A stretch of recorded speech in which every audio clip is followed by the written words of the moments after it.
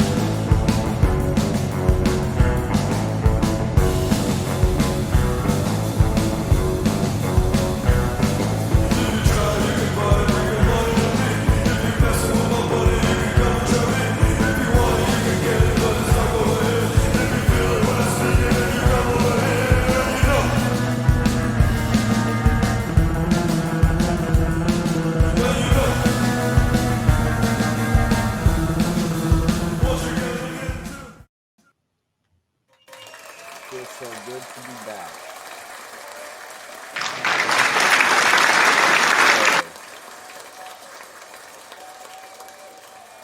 How's everybody feeling today?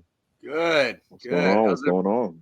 Man, Ronnie Jay, it is good to have you back. Good to have you back. I appreciate you guys having me back on for a third Bro, time. It's always a pleasure. Badges, Yeah. just badges and badges.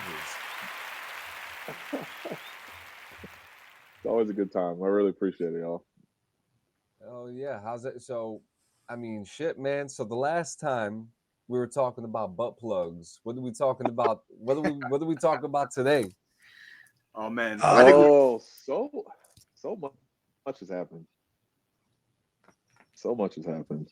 I was gonna say, so the last time we talked, you were kind of in the middle of being on the trail. So you had about not quite, but about a year, and then you had about a year probably left. At least a year. You had at least a year left, right? Wait, has it been a year since the last time I've been on? Over a year. Because you basically you got off the trail and now you went to your next assignment, right?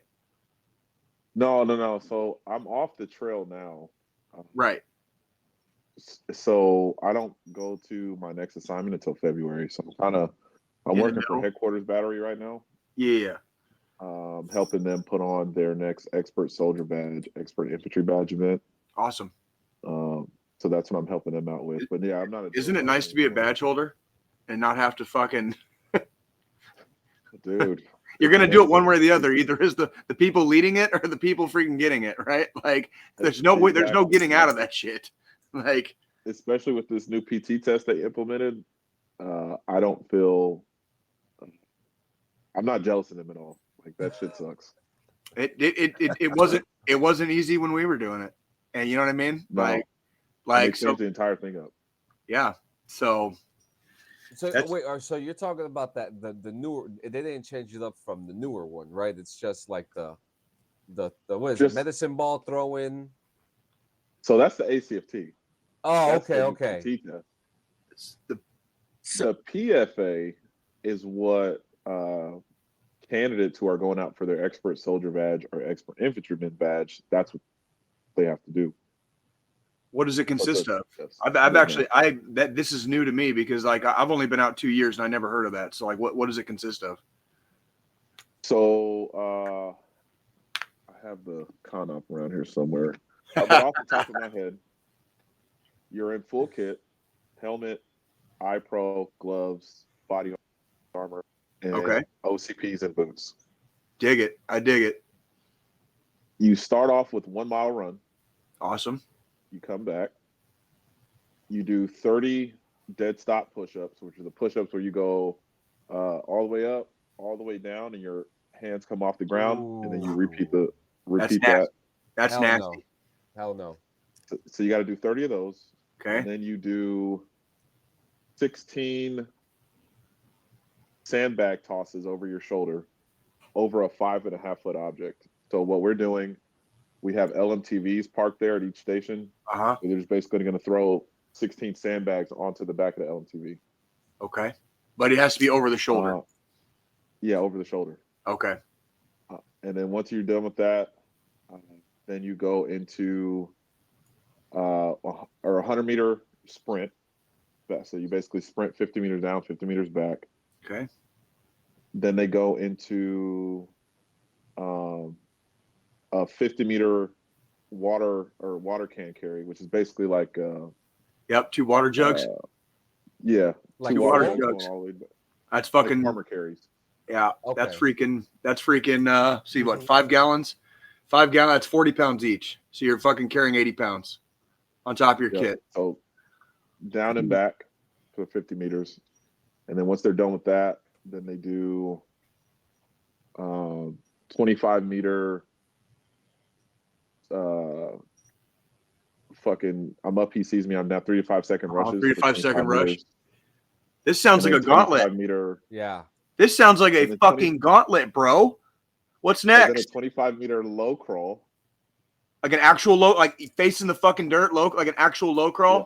Like fucking do not lift your fucking head up, low crawl. Oh, yep. Like and face then, scratching, right? Like yes, yeah. Like that's fucking, oh my god, yeah. What everybody in like Hollywood thinks is a low crawl is actually what we would call a high crawl. A low crawl means your head is not lifting up at all. You're not sometimes not even to look at what's in front of you. Like you're literally you're just kind of crawling in a direction basically. And that low crawl is the one where you have your rifle flat on your back and your or it could be to the side of you, but yes, there's a couple different methods, but yes, that is an actual low crawl. That's you're not your ass puckered and you could hide behind a fucking rock. You know what I mean? My first experience of a low crawl, obviously in boot camp, and we had this drill sergeant Spears. It was his first day with us, and you know how they're always transitioning drill sergeants throughout the cycles and shit.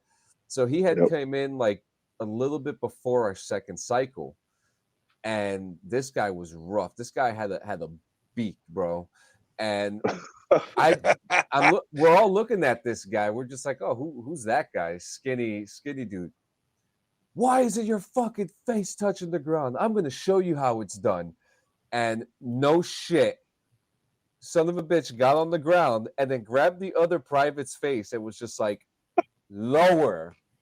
His face was touching the rocks, and he was like lower. Intense, but like, and I was just like, whoa, this guy is scaring the shit out of me. I'm gonna low crawl my way out of this shit. I'm done. I'm gonna low crawl my happy ass. How to do it, so back to the beginning there. It's tomorrow will be exactly 1 year since the last time Ronnie was on the podcast. Oh, okay. Wow. It was November 13th of last year. Right on time. Dude. Good call. Damn, that's crazy. And I want to say, the last time I was on here, it was almost a year to the last time I was on here. Oh shit! So we have to keep the tradition now. Yeah, this is like a Ronnie Jay. I think we brought that up last time. Dude, I think it's like a Ronnie. Yeah. The years go by so fast now. Jesus Christ! I mean, blink and you miss it, dude. Blink and you miss it. And like for context, like Ronnie, you're literal like DD214 OG. Like you're one of like he was here at the beginning. He was here at the beginning. He like maybe not always on camera, but yeah, he wasn't necessarily always on camera, but he's part of the old crew. Yeah, my boy Muerte. Yeah. You know. Which, by the way, did you get the new Modern Warfare? Are you with it? Are you playing it? I'm gonna be honest with you. Oh shit! No, I did not. This is my first time in like 10 years where I haven't bought the new Call of Duty. Yeah, same here. It's trash what they're doing. It's trash. Activision, if you guys are watching, stop it. Just stop what the fuck you're doing. all fucking stop. Okay, so after all that shit, is the PFA over? Because I don't think we quite finished. No. Like, what's after that? What's after the fucking 25-meter low crawl? Oh shit! A what? Another 1 mile run. Nice. Yep. Oh man, Yep. I have like a half chub just from the description of it, because like that's the shit I imagine like doing with like for like platoon PT. You know what I mean? Is like we'll go out. You know, it wouldn't be every fucking day, and it wouldn't be every week, but like once a month, we're gonna fucking just like crush ourselves. You know what I mean? And then we'll like go get like a platoon breakfast like afterwards, or whatever the fuck. But like it would be nice like once a month, just fucking absolutely like carve a new scar in our souls. You know what I mean? And that PFA sounds like a game changer. Like a lot of people are going to see, a lot of people are going to see just how in shape or out of shape they actually are doing that. Oh, it's just brutal, dude. Just the first three things you mentioned, the fucking a 1 mile run and kit, a fucking 30 fucking dead stop push-ups, and then fucking slinging sandbags over your fucking shoulder. That right there, all of that in kit is gonna fuck some people up. They don't realize. It's a smoke fest. Oh yeah, that's all it is, a fucking smoke fest. That's like that's all it. Like that's all I'm hearing. It's like smoke fest after smoke fest after smoke fest, and then you can run a mile again. Yeah. Like, is there a time limit on it, or do you just have to finish? Is there a time limit for like say like the push-ups and stuff? Like, is there a time limit for the PFA, or do you know yet? I know we have pause for a little bit. I couldn't hear you. Oh, can you hear me now? Yeah, I can hear you. Okay. Is there a time limit on the PFA? Like, is it just like you have to finish?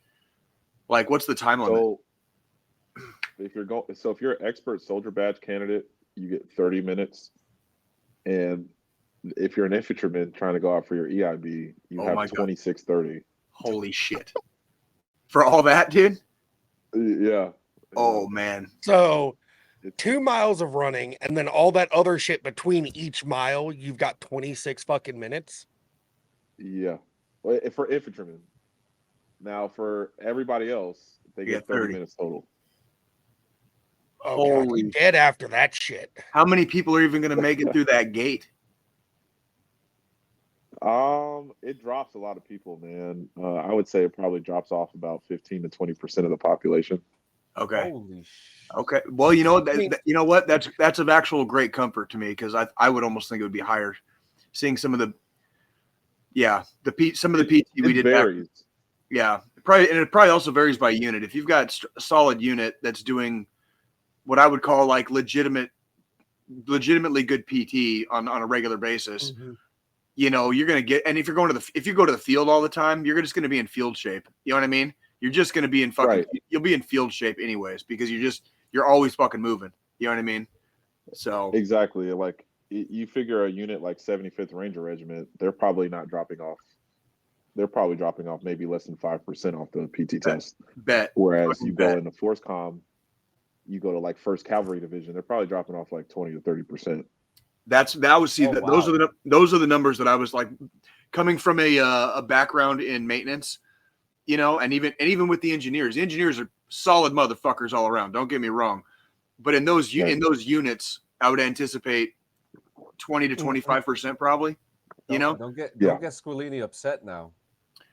Hey, if it was the MPs, it'd be like fucking 40%, bro. Like oh shit. Fuck you, I'm not Jay. gonna throw no shade. I'm not gonna throw any shade, dudes.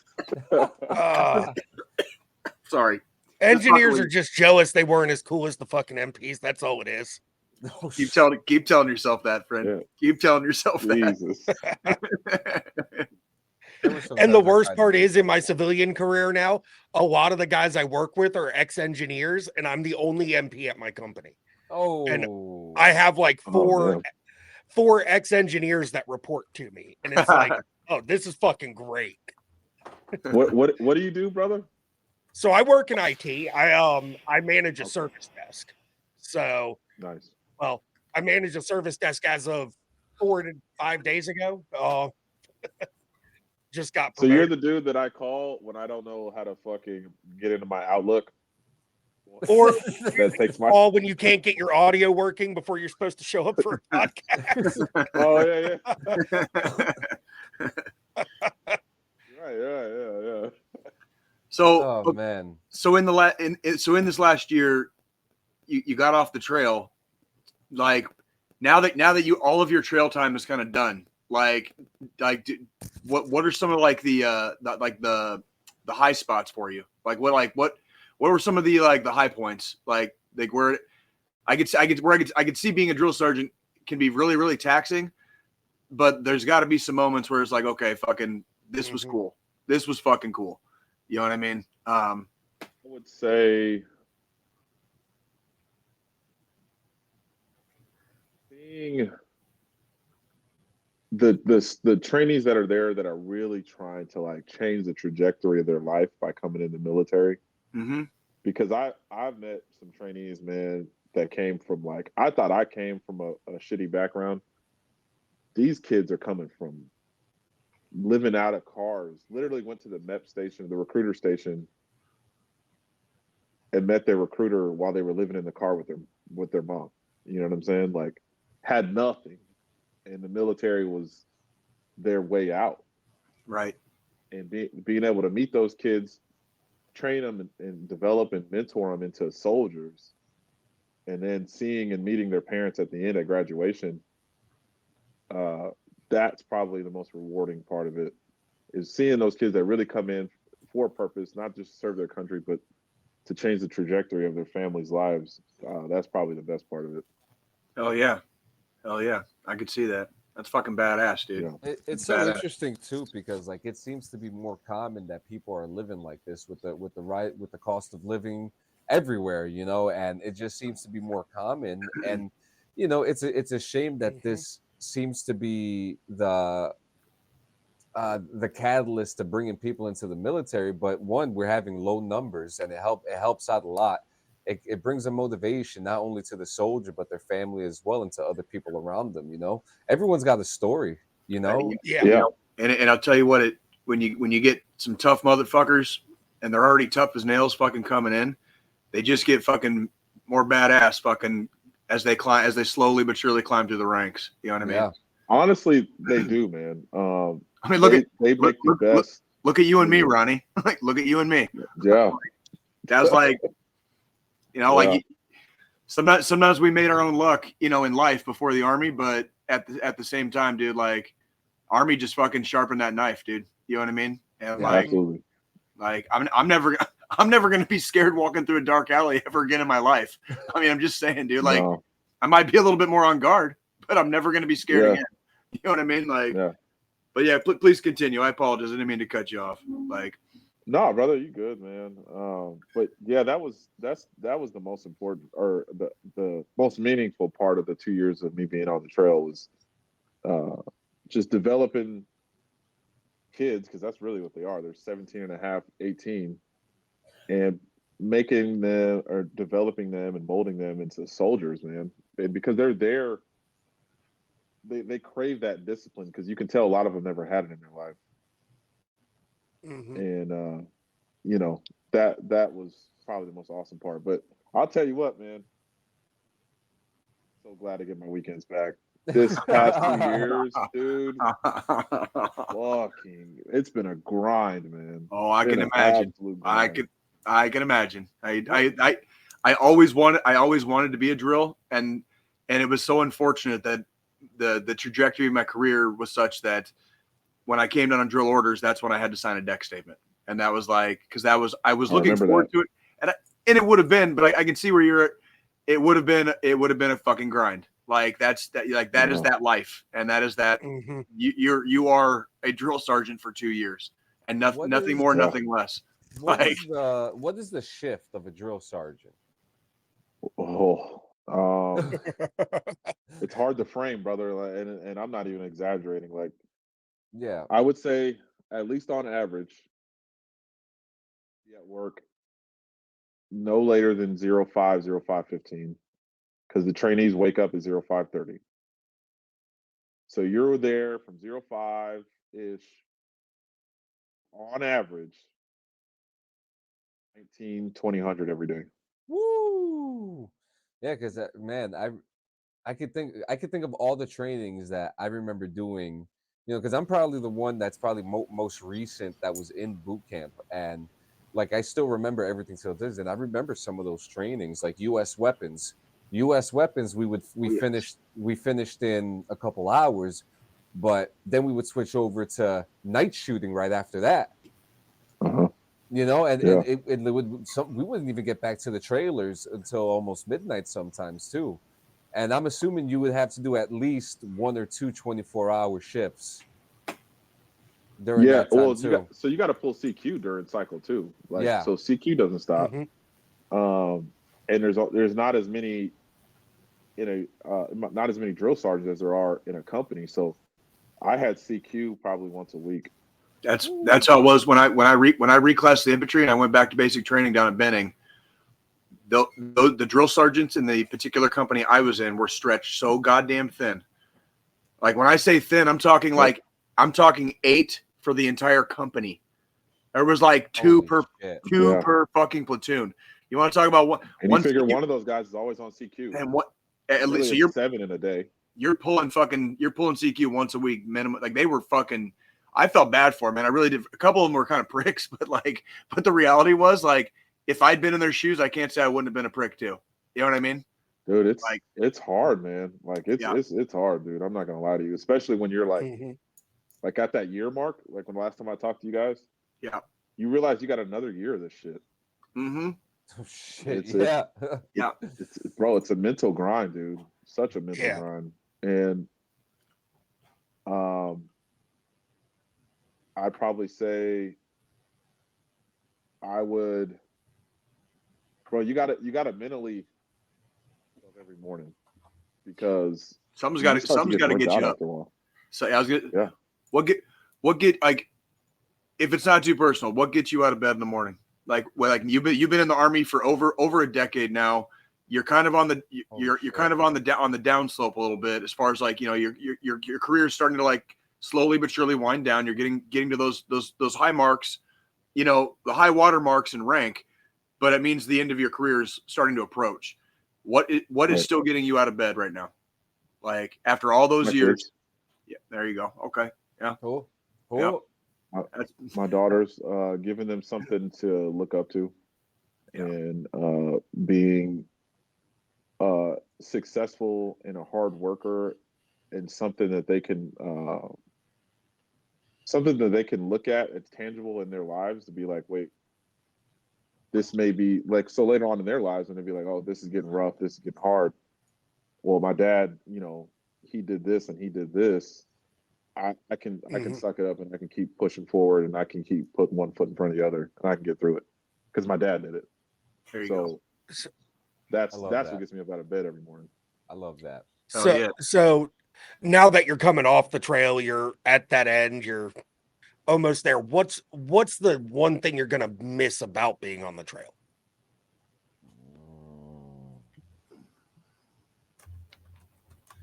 The camaraderie with some of your other drills. What was that like for you? Shared suffering. What was that like for you? Like being able to interact with a lot more support MOSs than we normally do. You know what I mean? On the line in the infantry. Like what was that like for you? I will tell you, it takes a lot of getting used to. A lot of getting used to.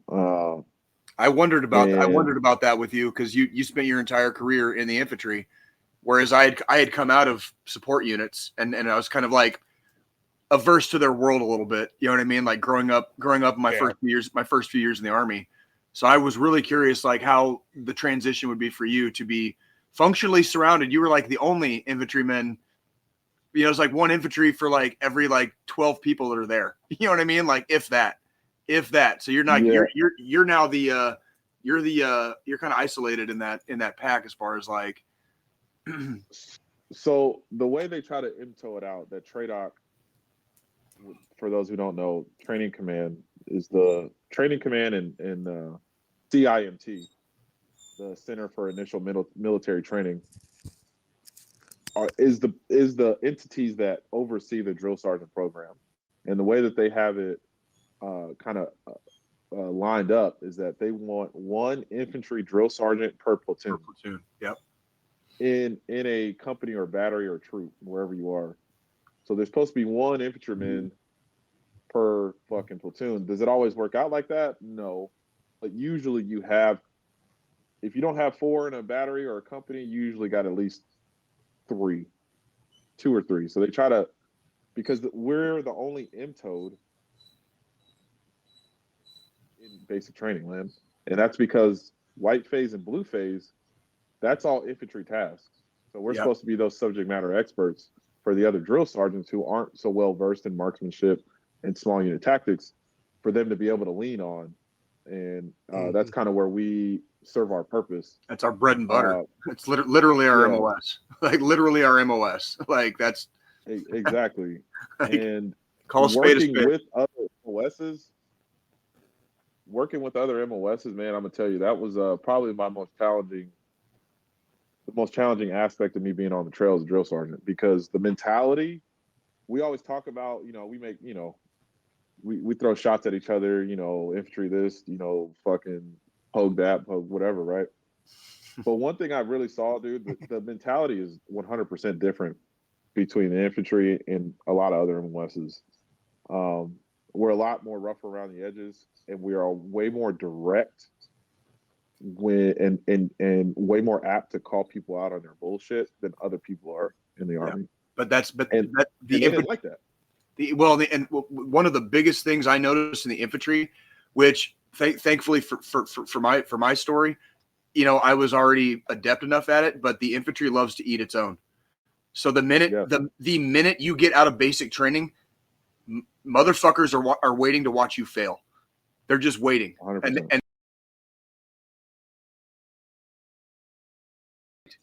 what the fuck is going on here? Joe, what did you do? I didn't do shit. Can you hear me, Ronnie? All right, we're back. Whoever's pressing, John, you're muted. Whoever's pressing buttons, stop. Like, do you remember when this happened last week? It just did something on its own. It just refreshed on its fucking own. Okay. Yeah, I'm sitting here. I got the look. My hands have been right here the whole time. No, you're fine. You're fine. I'm fucking with you. I'm fucking with you. I'm gonna sit back here. The infantry loves to eat its own, and so when you grow up in the infantry, or I would even say if you spend enough time even directly attached to the infantry or just as an infantryman, you lose this. There's a veneer in the other parts of the Army. It's a veneer, and what I would call that veneer is it's a vague politeness. It's a vague politeness. Yeah. It does not exist in the infantry. That vague politeness is fucking non-existent in the infantry. There is no fucking vague politeness. You either fucking got it done, or you're fucking getting it done now, or fucking why the fuck wasn't it done yesterday? That's it. 100%. And I don't need a fucking story. I don't need a fucking story. I don't need a fucking what happened fucking 2 hours ago. I need to know what the fuck's going on right fucking now 5 minutes ago. You know what I mean? Like, and as a senior drill sergeant in my organization, right? So as a senior drill sergeant, the way it works, right? You got your drill sergeants, senior drill sergeants, and then you got your first sergeant. So your senior drill sergeants like the platoon sergeants of the platoons. Essentially, that's what we are. So that's what I was my entire 2 years on the trail. And obviously, you have a little bit more weight to throw around as a senior drill. And when I get to start checking people on their bullshit on why shit wasn't done, I come across as an asshole, or I come across as official. I did have an official complaint on me at one point in time that I was able to beat. Yeah, that was put on me by other drill sergeants, that I was creating a toxic work environment. Whoa. Which is bullshit. Yeah. Which is bullshit. That just smells like that just smells like weepy vagina. It just smells like weepy vagina to me. Fuck that. I've never once even there have been a few times when me and Ronnie Jay did not see eye to eye on stuff, and I have never seen him once act unprofessionally about it. Jay, I have heard many stories of people we disagree with you. Dude, like it's come on, John, it's me. So eventually it's me. Eventually on a long enough timeline, I will rub you the wrong way eventually. Yep. Eventually. And like and so and the way I know and not a lot of people know me very well, but the ones that do, They know very well. Like, he's so right about that, though. If you're gonna come at me with an argument, you better have all your fucking facts backed up. You better fucking have all your fucking all the truth, and you better be able to show me where I'm wrong exactly, so that I can stop talking shit, basically, because I don't like talking shit, but when I do, it like we get brutal with each other. We get brutal with each other, but it's not unprofessional. I would not consider it unprofessional though either, because we're living in like an austere and hostile environment. We don't have time to necessarily be polite about it. It's like, Jay, you're fucking up. What the fuck does that mean, Ronnie? Well, I mean, it means you're fucking doing this, this, and this. I'm like, oh, well, if I'm doing this, this, and this, did you talk to my fucking Joes yet? Because that's fucking supposed to be their shit. And why the fuck am I getting yelled at? Because you're getting fucking yelled at by fucking our platoon daddy and fucking first sergeant. And I'm like, oh, sorry, I love you. The way it would work, especially when me and Jay were in the same platoon, our platoon sergeant at the time, now serving years of Fed time in a federal penitentiary, he would talk a lot through me because I was the weapons squad leader in the platoon. And those who don't know how an infantry platoon is broken down, there's the platoon leader who's a lieutenant, the platoon sergeant or platoon daddy, the weapons squad leader, and then the 3 line squad leaders. Well, our platoon sergeant was not present a lot because he was an alcoholic and he wouldn't come into work a lot of times. This is in Afghanistan too, not just on the line. This is also when we went to Afghanistan. Oh God! So he would speak a lot through me. I would just understand what needed to get done if he was absent. And there was times where I would have to, get at Jay or get at Wagner or get at Vinny and be like, yo, what, I'm saying, we got to get this done, or why the fuck doesn't get done? That type of shit. I had a role as a platoon sergeant a couple different times. I've never so once. That's where a lot of these arguments come from. Yeah, and it was always funny too, because fucking the more I get to know people and the more they start to know me better, they start coming at me differently. Like when they have, an issue, because then it's like you start recognizing, like, if I just tell Jay like the straight up facts, he'll probably leave me alone. He'll shut the fuck up. If Jay doesn't understand the facts, he's gonna keep fucking like going in circles and trying and asking me why the fuck. And that's my. It's really a communication issue, and that's more on me. But I can't expect. Goddamn, ain't that the fucking truth? I remember that shit. It really is. It's the truth. It's more on me, and it's hard for me to open up enough to people early in my relationships with people. It's hard for me to open up to let people know, like, this is how you have to communicate with me if you want effective communication. Yeah. I don't necessarily need you to be nice, but I definitely need to know why. And a lot of times in the Army, we don't get to ask why. But once you're at a certain rank, i.e. like staff sergeant, fucking like, a fucking goddamn squad leader in the infantry, I do have a little bit of leeway to ask why. And that's where it was never, I can almost guarantee it was never Ronnie's fault when me and him were at odds. It was usually shit coming down the pipeline at fucking 100 miles an hour. That shit was supposed to be done like 3 hours ago, and we've been sitting on our asses for 3 hours. And I'm like, I'm just trying to get shit done for the platoon, man. Right. And it was like, I'm like, all right. Like 99% of the time, me and Ronnie were fucking boys, dude. Like, don't let a couple of our differences in fucking opinion, like, don't let it sway you, dude. It's a family, man, and like when you're around family members for long enough, you're gonna get into shit. That's just how it goes. Isn't that the great thing about the Army? You put that uniform on. You could be a Biden supporter. You could be a Trump supporter. Hell, you could be a Sarah Palin supporter. But who gives a fuck? Because at the end of the day, if we're downrange, as you guys say, you guys are gonna be backing each other up anyway. Dude, 100%. The only color I see is green, dude. And I'll pull a drive-by for fuckingRonnie right fucking now. Like, just like I wear green and I'm just saying, dude. So green, just throwing it out there. Hey, man. I'm envious to y'all, man. I got 5-6 years left before I can partake. You're almost here, man. You're almost here. I'll tell you what, Ronnie, like, when I got out, I went the route of, like, as soon as I got to Missouri, I hit up the VA, And I was just like, I just need to get this out of the way now so there's not any questions. I'm not forgetting stuff later. You know what I mean? And I'll tell you right, if you get 50%, and what I'm assuming you're probably going to get for your VA rating based off of what I got, like, you're never going to have to work again. You are never going to have to work again. Like straight up. Like I'm just letting you know, just giving you a heads up, dude. Like, look, if that gets you out of bed, you know what I'm saying? Like, maybe that'll get you out of bed for like a couple more years.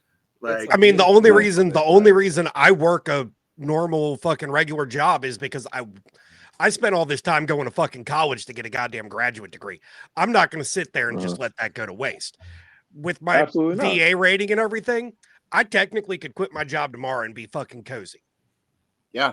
But I prefer the word content. It's like I can work if I feel like it. That's kind of when I do the security gigs and do all the fun stuff at the different venues around here in Kansas City. But it's like, if I really wanted to, I could just fucking pinch the belt a little bit, and I wouldn't necessarily have to. If I stop spending money on Fallout, bro, and podcast equipment, I'll definitely be living cozy. Well, yeah, that's kind of my downfall right now. Is I spend so much money on fucking tech that I like that beer. I have to work a full-time job.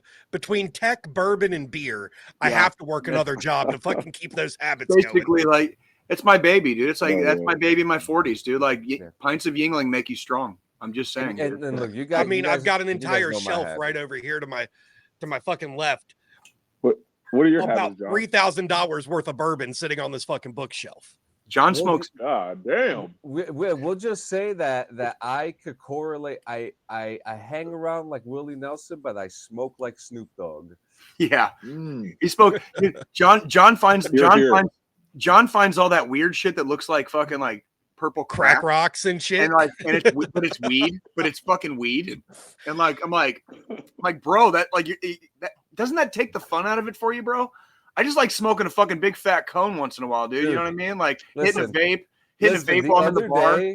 The other day I was thinking, I've been thinking about boot camp all week because my 11-year anniversary just happened like this past October.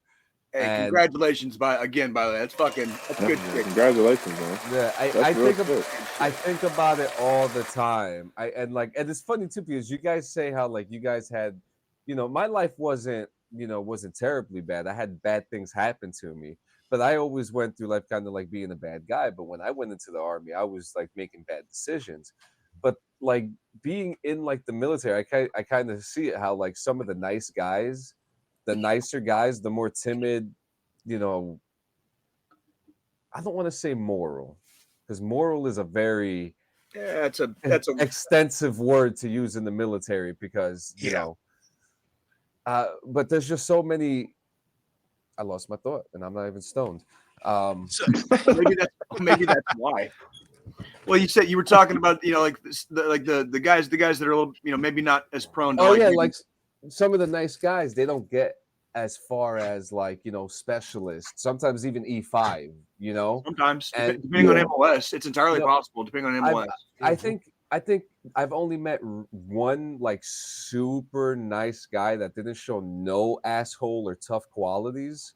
And funny enough, his name was Robin Williams. He was a 26 or 27-year-old E6.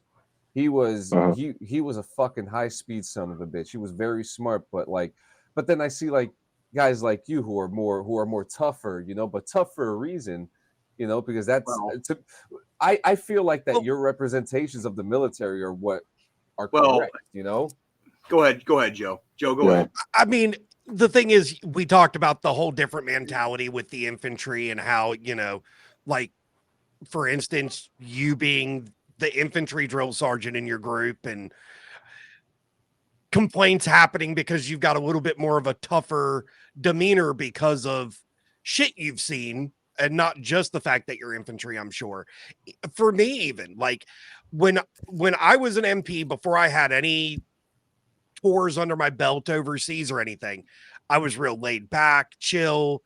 And then once I came back from the fucking box, total different demeanor, total different way I carried myself stateside, even with my troops and my soldiers and shit. Agree. Because that combat, that changes the whole way you carry yourself as a soldier to begin with, because now you've actually had to be in the shit, and you want to make sure your new soldiers are prepared in case they ever have to fucking go through that.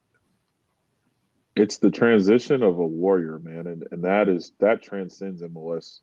If you've experienced combat, it's gonna change you. It literally changes the way your brain is structured going through a traumatic event like combat, especially if it's repeated.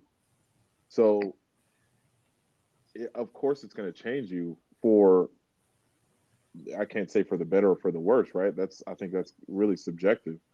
But you're going to come back and you're going to, especially if you have soldiers that you're in charge of and have to lead, you're going to be tougher on them. And which is why I think the Army was a lot tougher place during the global war on terror, is because you had all these combat vets and all these different MOSs, because everybody was getting after it in the height of the GWAT.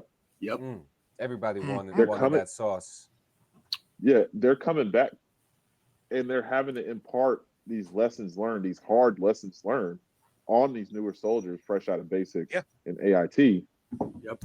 And so they're going to fuck you up. They're going to be smoking you. They're going to be yelling at you. They're going to be talking to you like shit, because they're trying to mentally prepare you for what you're about to go see. Yeah. And that's, go ahead. I've talked about it before. That's kind of, one of the things I did in my career. I switched from active to reserve. Lasted in the reserves for a month before I was back active, because I show up to this reserve unit and even fucking tops like, you don't need to stand at parade rest when you're talking to me. I work for a living and I'm over here a combat fucking vet. You're a fucking first sergeant. I'm only an E6 and you're telling me not to fucking stand at parade rest when I'm talking to you. No, fuck this bullshit. Yep. I want back active duty. I submitted my fucking packet right away. Fucking got right back to a goddamn active unit, because I was like, nope, not about this life. I was just going to say, too, like my very first unit out of AIT, 91 Lima, fucking mechanic, I was attached to it was an engineer unit, but it was a support unit. It was a construction battalion. No shit. It was a horizontal construction battalion. My first company I was attached to 12 Novembers. Okay, that's like heavy equipment operators, basically. They had just gotten back from fucking goddamn Iraq. I think it was Iraq. I want to say it was Iraq. Fucking a year prior. So they had been in Iraq like 08 to 09 or some shit. Got back in 09, and I landed there about a year later out of AIT in 2010. And so like even being in like a support for the support, role. You know what I mean? Like we're talking, if we say the word pogue, that's as pogue an outfit as you can get in the engineer outfit. You know what I mean? And like, and they were fucking all combat vets. Most of them had been on that deployment. They wore the triple nickel patch. My last the Pentagon. You know what I mean? My last NCO he went from infantry to 92 Golf because of an injury. And he just kept talking infantry stuff in the kitchen. Like it was just like he was so rough.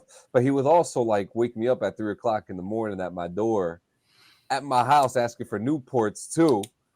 Like, Sergeant, get the fuck out of here. I had the one unicorn in my fucking AIT in basic. I had a fucking infantry guy that reclassed to a fucking 31 Bravo. Interesting. How'd that go? I was like, why the fuck are you going from fucking infantry to 31 Bravo? I would say the same You're thing. going from being arrested by the MPs to now arresting people because you're an MP. Like, yeah, that's wild. So your job as a drill sergeant is to observe some of the future of the military. Did you notice anyone like really come into it and like really find themselves during their times? Every cycle. That's really cool. And like, was there something that was like so memorable? Like one guy that maybe that didn't seem like he was gonna be part of it, and then he just like flipped the switch and he did something amazing and was just like, oh shit, this guy's gonna make it. The constant maybe not like did something amazing, but definitely flipped the switch and surprised the hell out of me and the other drills because we would, we call it at the beginning. Well, drill sergeants, when we're by ourselves, at the beginning of a cycle, I'll probably usually pickup day or like a day after pickup day, we're like, such and such, bro, that they're gonna get injured, they're gonna end up getting choppered out, or they're not gonna make it, or that kid over there, they're mentally they're not there, they're gonna end up chappering out. We kind of start calling it on certain kids, and a lot of times we're right, but then we have these other ones really surprise the hell out of you, like really truly surprise the hell out of you. Yeah, so I would say every cycle somebody surprises you, male or female. Actually, my last cycle as a senior drill, there was one, we were doing the final road march, the 10 miler back from the Forge, which is like the final event. And I had this trainee, she was a female, a little bit taller than me. I'm 6 foot. She was like 6'1", 6'2". Holy shit. Nice. But she was very quiet, very reserved the entire 9 weeks, right? But I saw her give away what the final event looks like to any prospective new soldiers coming in. But it sucks. We make it suck on purpose. And she was like, at the end of it all, she made it. She was not only during that last 100 yards, was she pushing other trainees, but she was carrying a lot of the things that we are making them carry by herself, to the point where I could tell she was probably going to pass out. So I made her, because I'm running with my platoon the entire time. Like, one, I made sure I rucked every 10 miler with my platoon. I made sure I did the final event every time with my platoon, because I have to lead from the front. You know what I'm saying? Like, I'm here for a reason, and that's to be the fucking role model and to set the precedent for their careers. Fucking thank you. And so I made sure that she dropped, because I could tell. Her motivating her battle buddies and her carrying that stuff, she was going to pass out. And so I made her give it up, and I just made her just jog to the finish line. And when she got there, I could see her body starting to shut down because she was hyperventilating. She couldn't breathe. She had to take a knee. She was crying. And I just had to get in her face, and I was like, hey, focus on me, and focus on your breathing. I said, look into my eyes.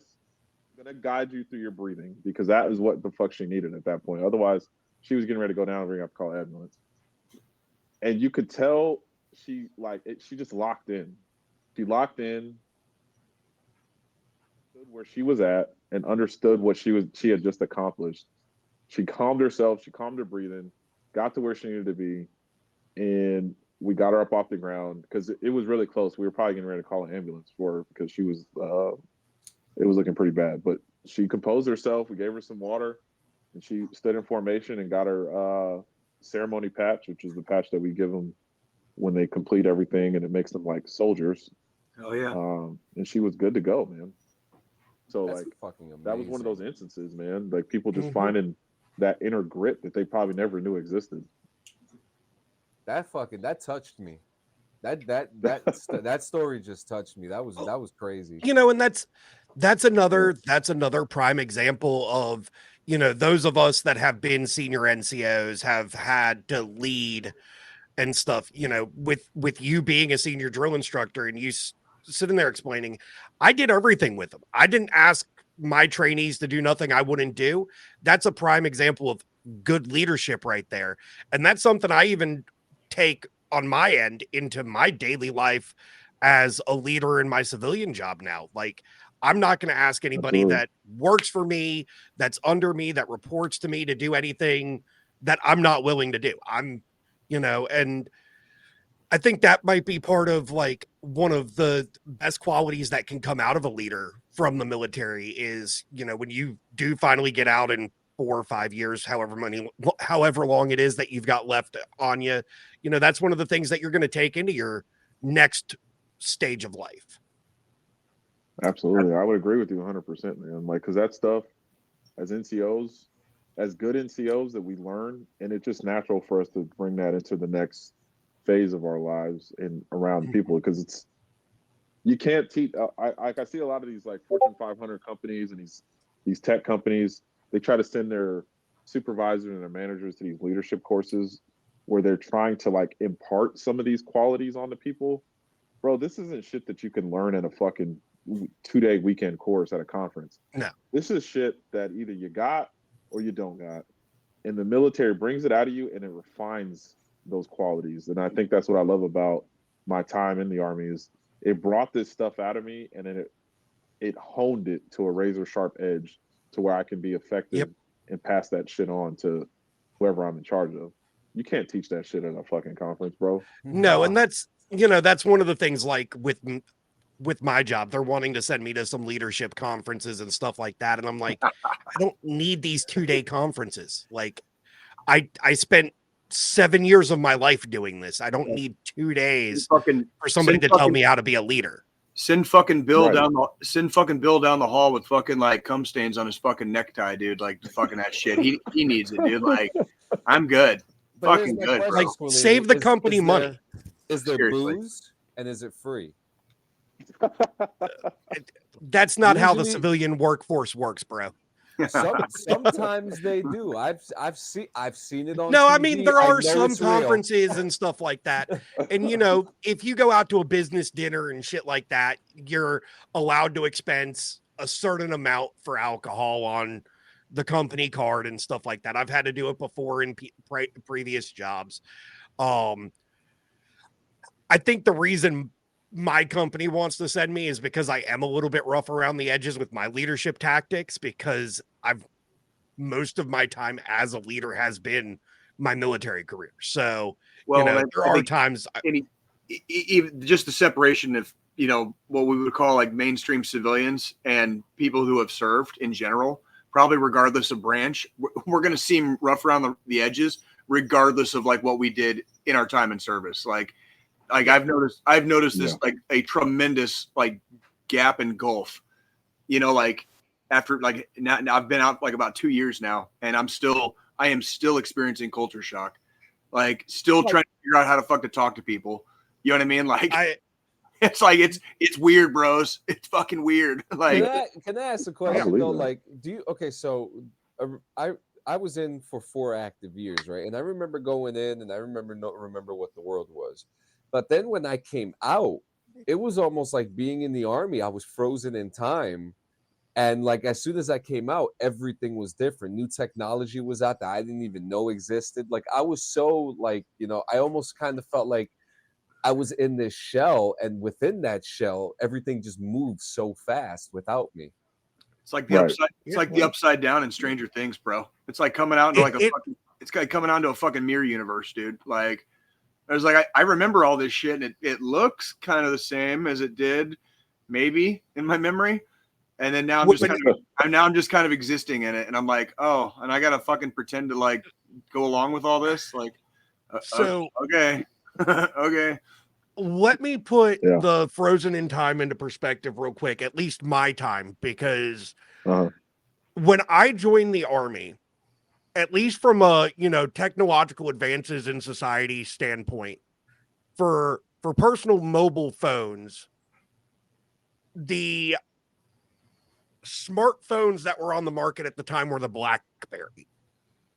Okay. Right. It was back in the day. When I got out of the Army, we were on when I got out of the Army, smartphones had advanced to, I think it was the Galaxy S7 and the iPhone 7 or 8 were out at that point. And I don't even remember the first, like I owned the first iPhone, but I don't remember it actually coming out. That's how frozen in time I was with like technology.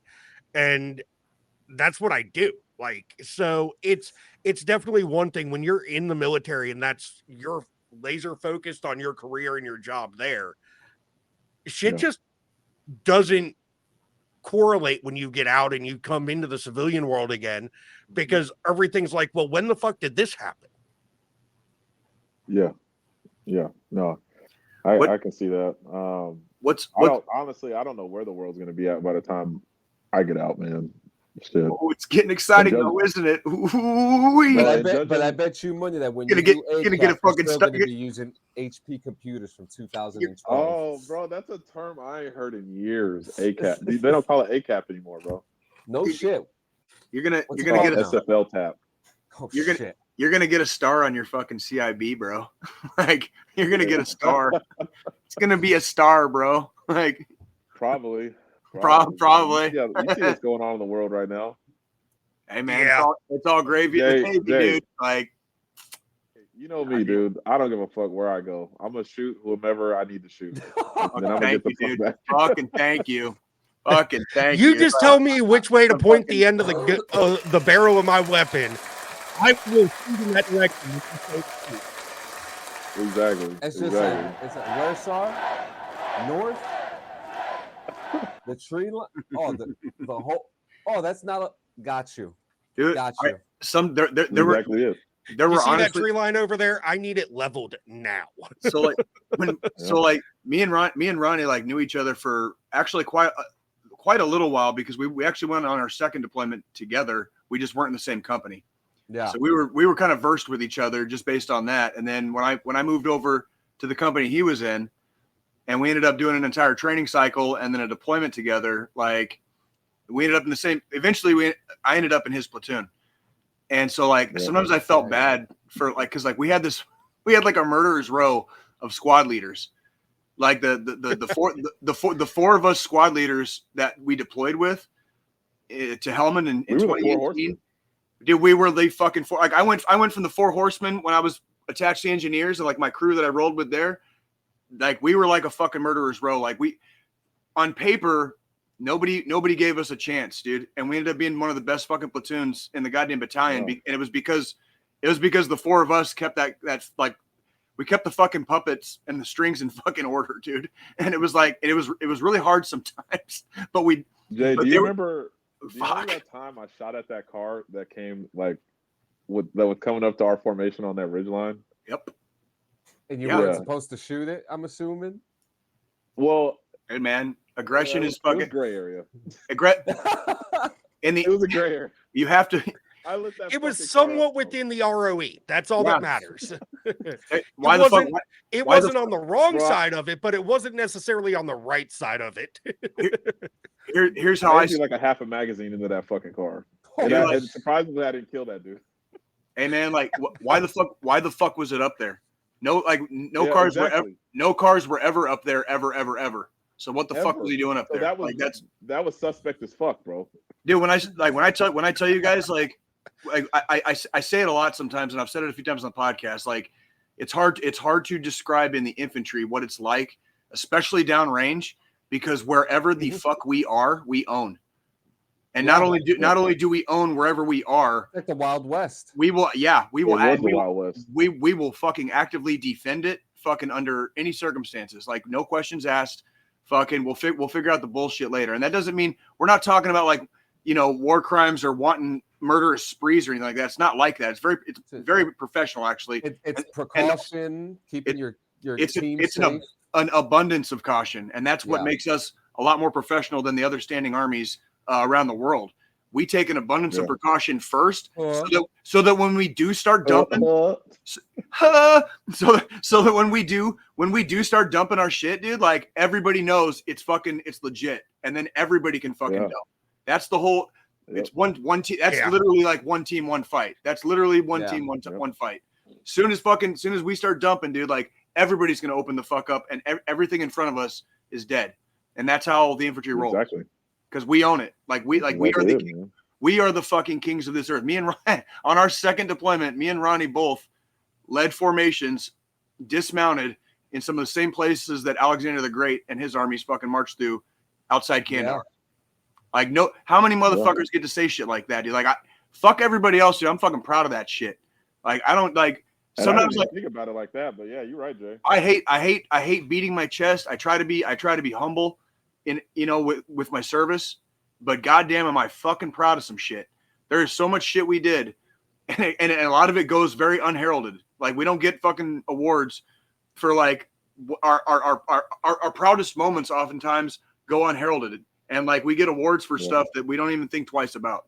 Yep. Like that's really what, you know, and that's in the infantry, and the infantry really is like, it's a different world. Like it is straight up dog eat dog. And if you, some people fucking sink and some people swim. And thankfully everybody thought I was such a fucking psycho. I was already in my fucking 30s.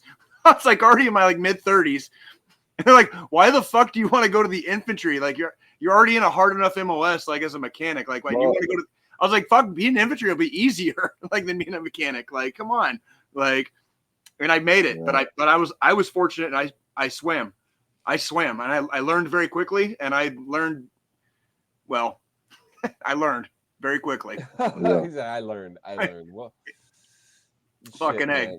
Ronnie, like, we don't talk a lot about this stuff. So like when we were together, like you probably have memories of me that like have probably just like dripped out of my fucking brain. Dude, I got a video matter. of you that I wish I could stream on this. It's fucking funny. Oh my God. What is it? We're at a range. I got a video of you because you were on one of your rants. And we were, I can't remember what range it was. We were at a range. We were on Carson, and it had just pissed on us. Like it had rained its ass off. And Jay is sitting there in his wet weather gear, going the fuck off. The only one. And I because I was the only one. I started filming. I think he was pissed that he was wet. I don't know. I can't remember. No, I was pissed. Like everybody's making fun of me for fucking putting my wet weather shit on. I saw the shit coming fucking like 10, 15 minutes away. Yeah, that's what it was. And I was the only one that suited up. I saw it coming. I was like, hey, it's about to piss on us. You guys might want to suit up. No, fuck that. You fucking reclass pogue pussy, whatever. And I'm like, okay. Dude, when that fucking storm hit us, it was like hailing. It was fucking like lightning. We had to go to like the lightning shelter. You know what I mean? And I'm sitting there like, I'm sitting there surrounded by all these like soaking wet infantry assholes. And I'm like, yeah, who's the fucking asshole now? You fucking asshole. I'll send it to you guys, man. This shit's funny, man. Yo, please. Yeah, who's the fucking pogue fucking smart guy now? Like, oops. Fucking, it's like, because, well, dude, you could see. Hey, was that pre or post 2018 deployment? That was pre. That was 2017. That was 2017. Okay. Because it was like, we were between deployments. And I know exactly what range you're talking about. I think it was a machine gun range, but it was like we saw this line of clouds go in front of us, right in front of the foothills, of the fucking Rocky Mountains, like at Carson, and then it like dead stopped. Yep. And as soon as it dead stopped, I was like, "That's gonna come our way, and that's gonna be bad." And everyone's like, "Yo, no, but no, you know." Yeah, because I was one of those people. I used to fuck with Jay a lot for being a reclass. And I'd be like, I'm not putting no fucking wet weather. I was like, I don't even think I have wet weather gear out here. That's poke ass shit. I suited up, dude, and I'm talking like within 10 minutes we got bombed on. And it didn't last long. Yeah. It wasn't that it lasted very long. It lasted maybe 15, 20 minutes at the most. It was like it hit us and was gone. But it was like, well, I gotta watch it again, John. Was it like a ha-ha? Was it like a ha-ha? No, he was pissed. No, I was pissed because nobody fucking listened to me. I was 100% correct, and no, everybody was like, it's like when your kid's trying to like put a fork in the goddamn electrical socket, and you're just like, no, what do you no, stop, bro. Like.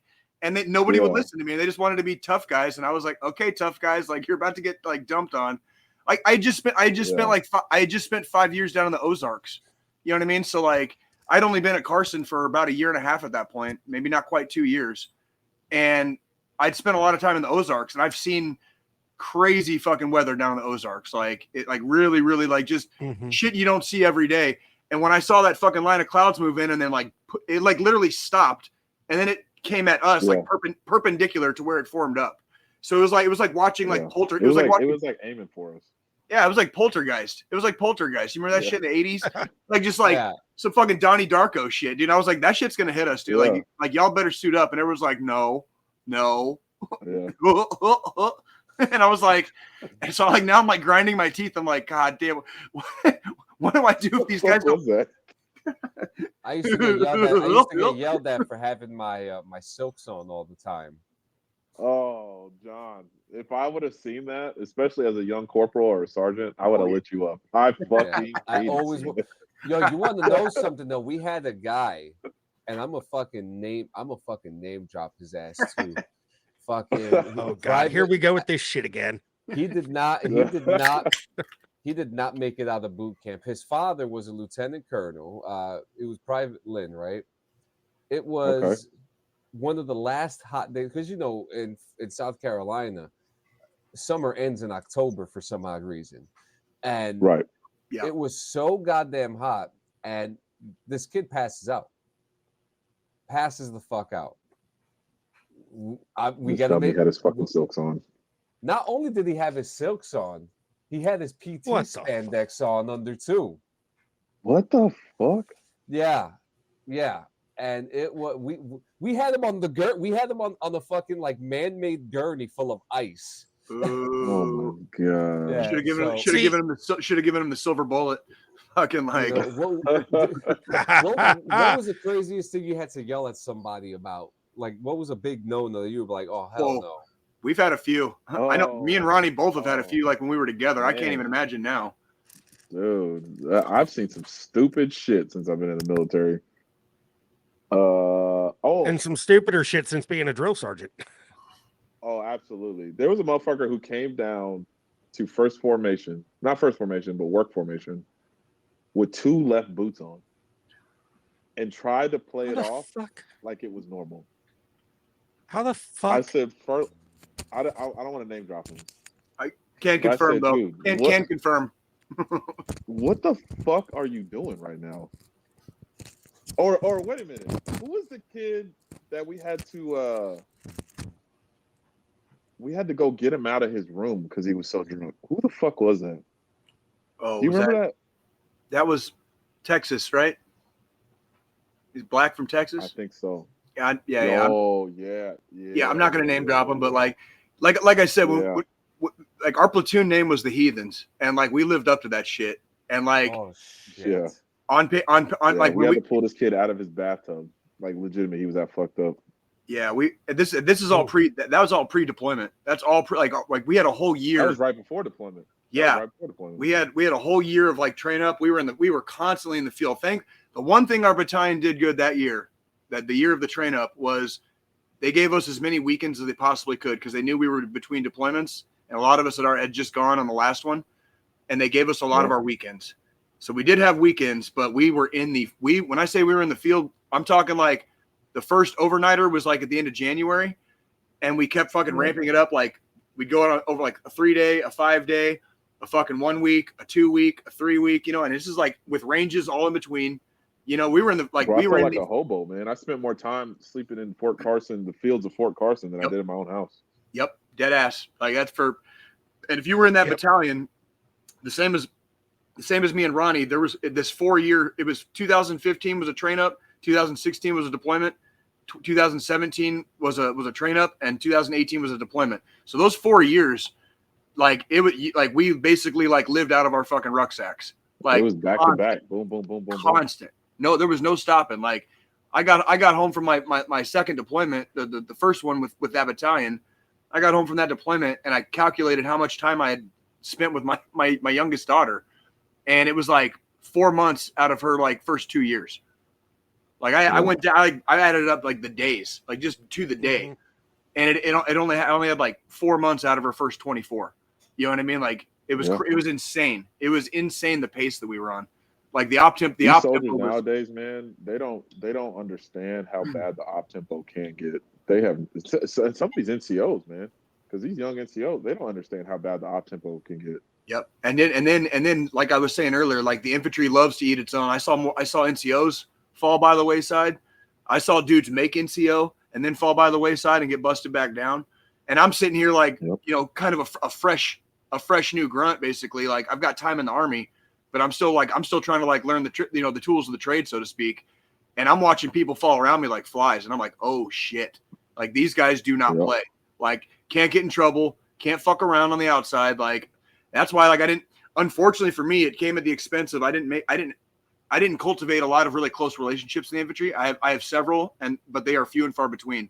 And it's because number one, I lived in Pueblo, like 40 fucking minutes away. But part of that was to keep myself separate so that I didn't fuck this up. That was my career. And I chose to go from a shitty hard MOS to an even shittier, harder MOS. You know, in my mid 30s, it's like if you're gonna fucking make it, you better grab your dick and do something.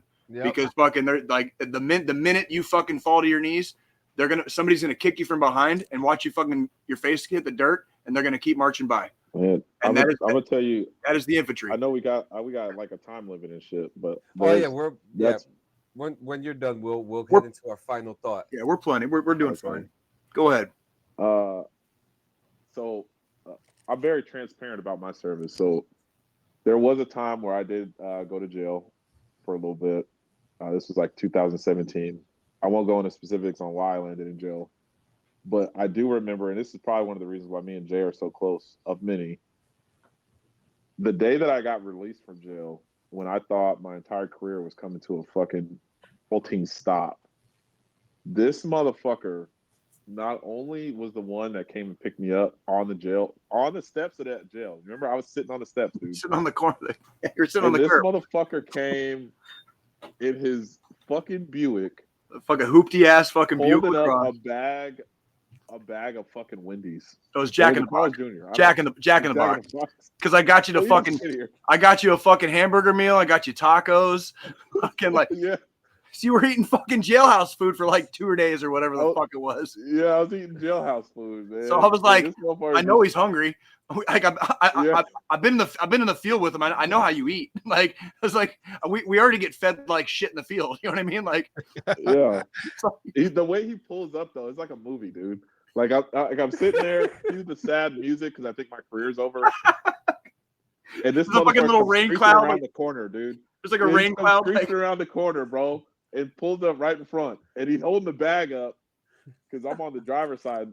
He's holding the bag up. He's like, "Bro, you fucking hungry?" That sounds like some Jay shit, though. Like, yeah. Wait, now you said Buick. That's not the red one that I puked on, is it? No. It was a Buick. Jay's been a connoisseur of classic Oldsmobiles and Buicks for quite some time. Like the old shitty, like, hey, let me sell you this beautiful car. It's got all these miles.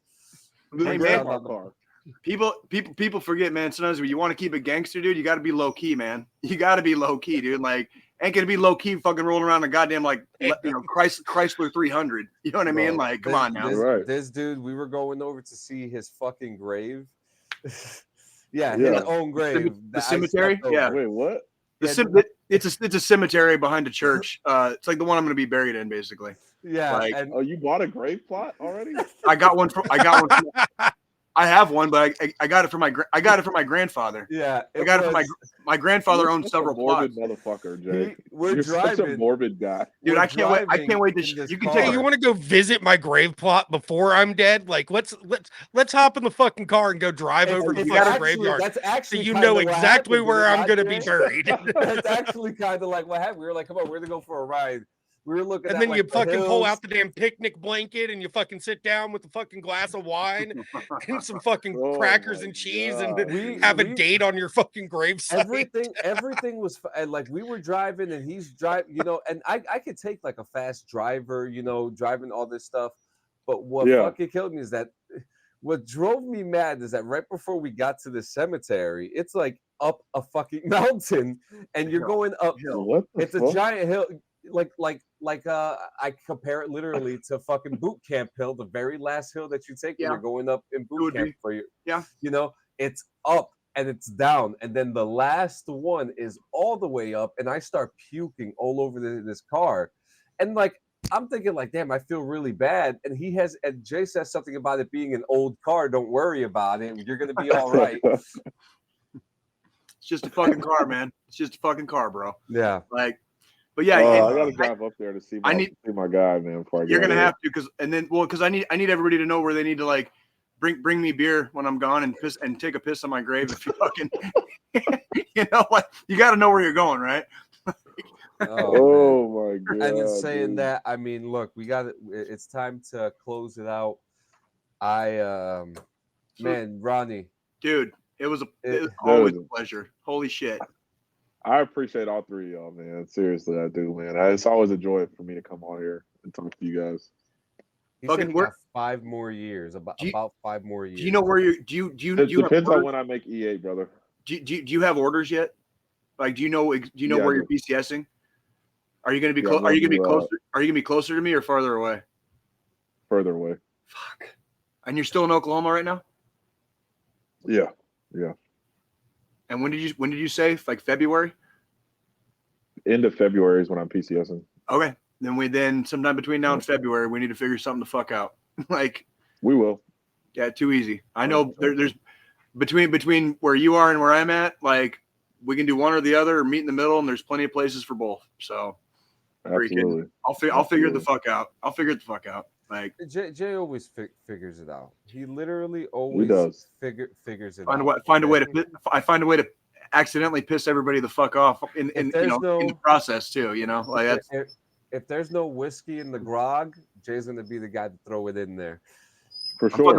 I'm walking in your party and I'm spiking the punch, homie. Like, that's fucking. You don't get Jay Campbell in your crew, dude, without like a sprinkling of fairy dust chaos, dude. Like, that's just like that. Like, there's Ronnie knows, like I don't not the fairy dust. I don't do things wrong. I was thinking the same thing, dude. I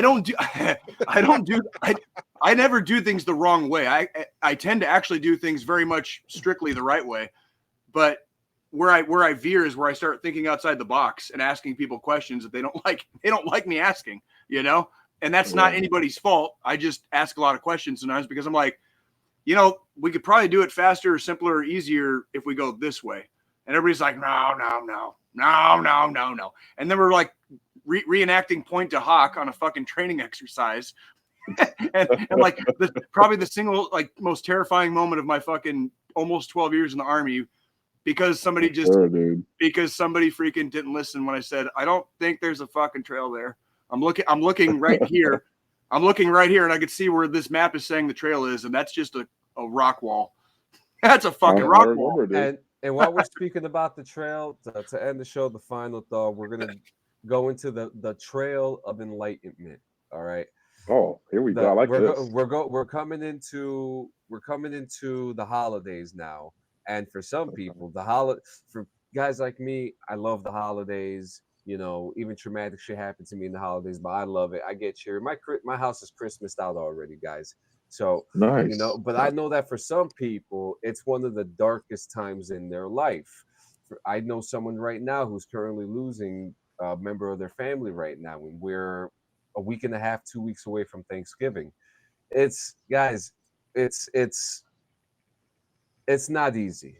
I just had 1 year of my father-in-law passing away. We're coming into 2 years of my mother-in-law passing away. And, you know, I think about them every day, and I know that you guys are thinking about your loved ones, you know, especially going into Christmas, coming into the New Year's. It's getting very tough, but please understand, guys, you are not alone. You can contact anybody. Ronnie Jay, you're a drill sergeant. You already know the process. You send it every day to your soldiers. You know how it is. You know, absolutely. No one is alone. You could, you know, if you're intertwined with Ronnie Jay, if you work with him, or you know anybody, you know, Jay, Squilini, myself, you know, we're all about the survival, and not the survival of the fittest, the survival of every That's correct. breathing human fucking being in this. I'm not a licensed therapist, but I will absolutely fucking answer my phone and listen if it's that important. You know what I mean? Like, if it's that desperate, if it's that necessary in the moment, like, I will absolutely fucking lend an ear. You know what I mean? Sometimes that's all we need, is just somebody to fucking listen once in a while. You know, so absolutely. We fuck around a lot, and today was actually not a fuck around episode. I mean, this was actually I learned so much today, to be honest with you. I mean, you've got like the fucking infantry guru right there, dude. Like, you better take advantage every fucking time, bro. Like, me and I used to love, one of my favorite things in the field was me and Ronnie would talk shop, and because he was one of the only ones that would talk shop with me, kind of the way it would help me understand the process, basically.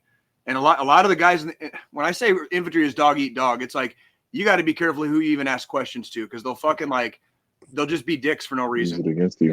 They'll just use because we called a certain let's say like the we call in the infantry we call them nut sacks, right?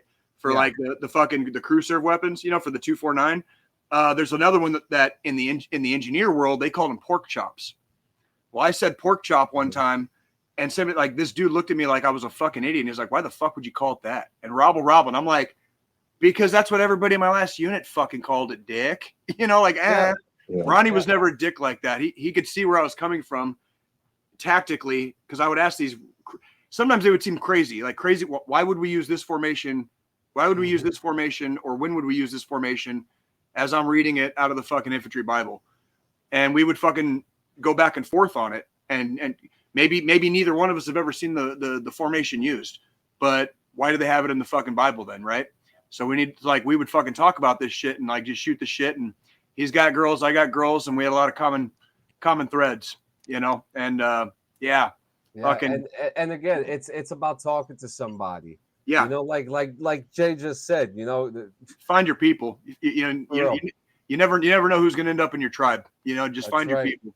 And with that, guys, dial 988 or dial 1-800-273-8255, 1-800-273-TALK. Someone's always here to listen. We all have stories. The four of us in here have stories for days, you know, good, bad, ugly. And, you know, someone is there to listen to you today. Guys, next week's episode is going to be interesting. It will be a pre-record.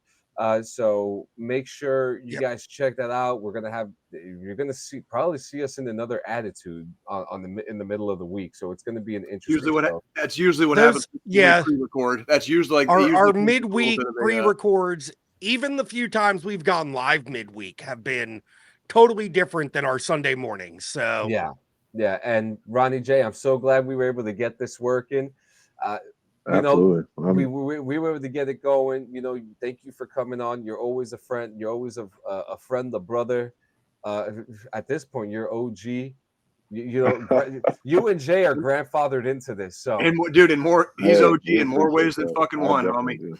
Yeah, but until next time, really appreciate all three of you guys. Yo, thank you so much, and until next time, guys, we'll see you next time, next week. Oh, later. Grip.